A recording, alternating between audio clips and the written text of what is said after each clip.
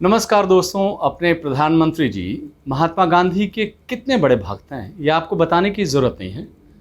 सत्य, अहिंसा, सादा जीवन, उच्च विचार, बापू के तमाम सद्गुणों को साहब अपने मन, वचन, कर्म में उतारने के लिए 18 घंटे की कड़ी मेहनत करते हैं। झूठ के पास खुद जाते नहीं हैं, सच को करीब आने देते नहीं हैं। इस टाइप का जीवन दर्शन है उनका। बापू की तरह उन्होंने भी 3 बंदर भी पाल रखे हैं। हाँ, उनके और बापू के बंदरों में एक बुनियादी फ़र्क है। बापू जी के बंदर बुरा मत देखो, बुरा मत सुनो, बुरा मत बोलो का संदेश देते हैं, पर मोदी जी के बंदर कुछ मत देखो, कुछ मत सुनो और कुछ मत बोलो का संदेश देते हैं। आप खुद महसूस कर सकते हैं कि प्रधानमंत्री जी का 7 साल का शासनकाल इन्हीं 3 संदेशों पर टिका हुआ है। प्रधानमंत्री जी अपने जो 3 बंदर हैं उनसे डटकर काम भी लेते हैं। खबर है कि जैसे ही फ्रांस के जज साहब ने राफेल में दलाली की जांच शुरू की, वैसे ही प्रधानमंत्री जी ने अपने तीनों बंदरों को डैमेज कंट्रोल में लगा दिया। पहला बंदर वही बुरा मत देखो वाला बंदर, रक्षा मंत्री के आसपास, जो मंत्रालय है उसके आसपास ही वो विराजमान है। उसी बंदरों के प्रभाव से रक्षा मंत्रालय राफेल डील की फाइल नहीं देख रहा है। मीडिया उनसे आग्रह कर रहा है कि हे मंत्रालय और मंत्रालय पर विराजमान साहब, माना कि डील के वक्त आप रक्षा मंत्री नहीं थे, लेकिन अभी तो आप रक्षा मंत्री हैं। राफेल डील की पूरी फाइल आपकी अलमारी में है। आप एक बार उस फाइल को खुद देख लीजिए, हमें भी दिखा दीजिए, जनता को भी दिखा दीजिए। दलाली का सारा कच्चा चिट्ठा बाहर आ जाएगा, लेकिन राफेल डील की फाइल पर बुरा मत देखो वाला बंदर मजबूती से डटा हुआ है। उसी बंदर के असर से रक्षा मंत्रालय की डील की जो बुराई है वो देखी नहीं जा रही है। वैसे हमारे राजनाथ जी पूरे प्रकरण से खुश बहुत दिखे। रक्षा सौदों में दलाली की बात की कड़ी निंदा भी उन्होंने अपने अंदाज में की, लेकिन मंद मंद मुस्काने के साथ साथ। अब पत्रकार गण महोदय, हमारे साथी, मोदी जी की मुसीबत पर राजनाथ जी के मंद मंद मुस्कान का मतलब निकालने में लगे हैं। बुरा मत सुनो वाला बंदर पहुंच गया है सुप्रीम कोर्ट के पूर्व न्यायाधीश, मुख्य न्यायाधीश रंजन गोगोई के पास। राफेल मामले की जांच वाली याचिका जब सुप्रीम कोर्ट पहुंची थी, आपको याद होगा, उस वक्त हमारे गोगोई साहब ही सुप्रीम कुर्सी पर विराजमान थे। उन्होंने जांच वाली याचिका को सिरे से खारिज करते हुए सारे सबूतों को दरकिनार कर दिया था। यह अपोजिशन जो है ये इल्ज़ाम लगाता है उस ऐतिहासिक वाक्य के कुछ ही दिनों बाद अपने साहब बहादुर की कृपा से वो राज्यसभा पहुंच गए थे। अब जब उनसे पूछा गया कि माननीय, आखिर क्या वजह है कि जिन सबूतों के आधार पर फ्रांस के जज ने राफेल दलाली की जांच शुरू कर दी है, उन सबूतों को आपने सुप्रीम कोर्ट में सुनने लायक भी नहीं समझा, ये पत्रकारों ने पूछा, तो गोगोई साहब सवाल सुने बिना आगे बढ़ लिए। पत्रकारों की टीम को वही मोदी जी की दूसरे बंदर, बुरा मत सुनो वाला बंदर का दर्शन हुआ। वो बंदर गोगोई जी की पीठ ठोकता हुआ उन्हें शाबाशी दे रहा था। बुरा मत बोलो वाले बंदर का अब तक पता नहीं चल पाया है। वो बंदर सरकार का सबसे प्रिय बंदर है। उसी की शिक्षा की बदौलत अपने सरकार बहादुर राफेल डील पर बुरा भला की बात छोड़िए, कुछ भी नहीं बोल रहे हैं। उस बंदर को उन्होंने किसके पास भेजा है, इसको लेकर जो अटकलों का बाजार है वो काफ़ी गर्म है। कुछ लोग कहते हैं और कह भी रहे हैं कि वो बंदर 7 समंदर पार फ्रांस गया है, उसी जज के पास जो राफेल दलाली की जांच कर रहे हैं।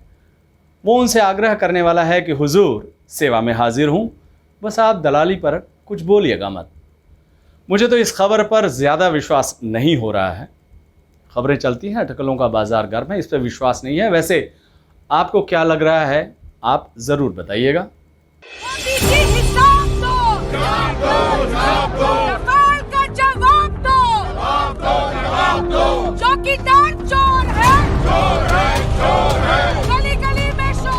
जो सबसे ताजा खुलासे अब फ्रांस में हुए हैं, उन्होंने एक बार फिर अब कोई शक या सुबह या संशय की गुंजाइश नहीं छोड़ी। प्रथम दृष्टि से राफेल एयरक्राफ्ट सौदे में भ्रष्टाचार साबित है, सामने है। जो कांग्रेस पार्टी और श्री राहुल गांधी कहते रहे हैं, वो प्रथम दृष्टि से आज साबित हो गया। जिस दिन राफेल मामले पे इंक्वायरी हो गई और वो इंक्वायरी पार्लियामेंट करेगी, जेपीसी करेगी। जिस दिन वो हो गया 2 नाम निकलेंगे। सबसे पहले 14 जून 2021 को फ्रांस के पब्लिक प्रोसिक्यूशन सर्विस पीएनएफ ने राफेल कागजात की में भ्रष्टाचार, क्रोनी कैपिटलिज्म, नाजायज तौर से प्रभाव डालने और नाजायज तौर से लोगों को कैंडिडेट बनाने राफेल एयरक्राफ्ट की मैन्युफैक्चरिंग का, उसको लेकर एक भ्रष्टाचार की जांच शुरू कर दी है। यह भी बताया गया है कि भ्रष्टाचार की उस जांच में फ्रांस के पूर्व राष्ट्रपति, जिनके समय में राफेल एयरक्राफ्ट की डील मोदी जी ने साइन की थी, श्री फ्रांसवा हॉलैंड, उनकी भूमिका की भी जांच होगी।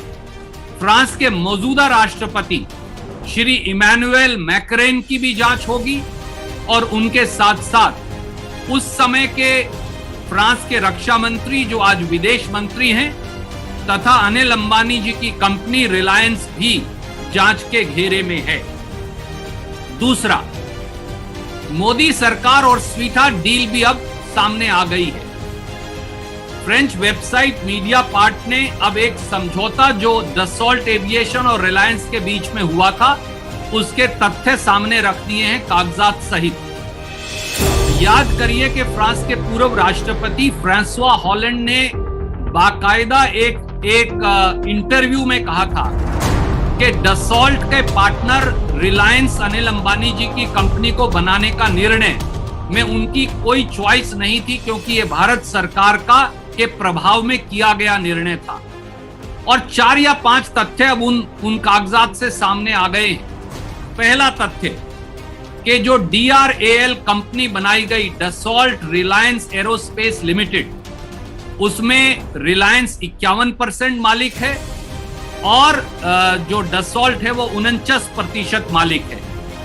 इस कंपनी में दोनों भागीदारों द्वारा, रिलायंस और दसॉल्ट द्वारा 169 मिलियन यूरोस इन्वेस्टमेंट अधिक से अधिक करने का निर्णय किया गया, परंतु दसॉल्ट जो 49% हिस्सेदार है, वो 169 मिलियन यूरो में से 159 मिलियन यूरो लाने के लिए बाध्य होगी और 51% की मालिक रिलायंस केवल 10 मिलियन यूरो लाएगी।